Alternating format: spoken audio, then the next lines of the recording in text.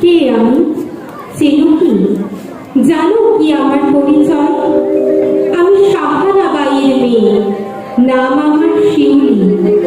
এই ফুলের নাম নিয়ে আমি কোনোদিনও ঠাঁই পাইনি কোনো দেবতার পায়ে, কোনো পুজোর নৈবেদ্যে, কোনো পুষ্পাঞ্জলির পুষ্পপত্রে।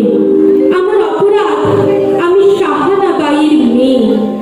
আমার নামের পরে কোনো পদবি নেই, নেই কোনো পিতৃ পরিচয়। তবে কৈশোর পেরিয়ে যৌবনে পৌঁছলেই আমার নাম হয়তো বা হবে শিউলি বাই। শুভ কাজে আমার বা আমার মায়ের প্রবেশ নিষেধ, অথচ যে নিষিদ্ধ পল্লীর আমরা বাসিন্দা, সেখানে বড় বড় বাবুদের আসা নিষিদ্ধ নয়। শরতের আগমনী সুর যখন আকাশে বাতাসে ধ্বনিত হয়, ঢাকের ঢ্যাঙ্কুরাকুর শব্দ আমার মনে শিহরণ জাগায়। যখন ছুটে যেতে ইচ্ছে হয় ওই চণ্ডী মণ্ডপে, মন চাই পুষ্পাঞ্জলি দিতে, তখন আকাশ বাতাস অন্তরিক্ষ মনে করিয়ে দেয় আমি সাহানা বাইয়ের মেয়ে, আমি সাহানা বাইয়ের মেয়ে, আমি সাহানা বাইয়ের মেয়ে। যে মা দুর্গার পূজায় ছায়া মারানো আমাদের নিষিদ্ধ, সেই পুজোর জন্য চাই সাহানা বাইরের অপবিত্র মাটি। আচ্ছা বলুন তো, এক টুকরো মাটির যেখানে প্রবেশ নিষেধ নেই, সেখানে আমার কেন নিষেধ? কি আমার অপরাধ? আবার কে যেন মনে করিয়ে দেয় আমি নিষিদ্ধ পল্লীর এক জনম দুঃখিনী মা, সাহানা বাইয়ের মেয়ে। আমার নাম শিউলি। জানেন জানেন প্রতিদিন সূর্যোদয় আর সূর্যাস্তের সময় মা আমার দেবতার কাছে প্রার্থনা করে, আমার মুক্তির আলোর প্রার্থনা। কবে হবে আমার মুক্তি? নামের পাশে থাকবে কোনো পদবি, কোনো পিতৃ পরিচয়? সে প্রার্থনা শোনে না কোনো দেবতা। হয়তো বা দেবতাদের কাছে প্রার্থনাও আমার মায়ের নিষিদ্ধ। শুনবেন, গল্পটা শুনবেন। আমার মায়ের নাম ছিল সাধনা, সাধনা মজুমদার।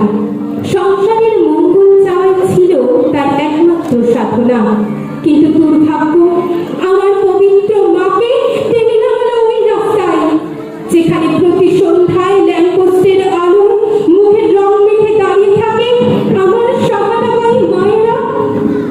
আমাকে পৃথিবীর আলো দেখানোর আগেই মায়ের জীবনে নেমে আসে অকাল বৈধব্য।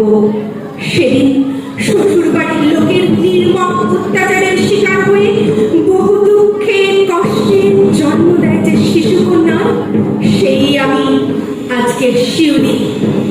শিশুকন্যা সহ অসহায় বিধবার দায়িত্ব নিতে নারাজ শ্বশুর বাড়ির লোকেরা সমাজের হায়নাদের অমানবিক পাশবিক অত্যাচারের শিকার হয়ে সদ্যজাত শিশুকন্যাকে কোলে নিয়ে অজানা অদৃশ্যে বেরিয়ে পড়ে আমার মা।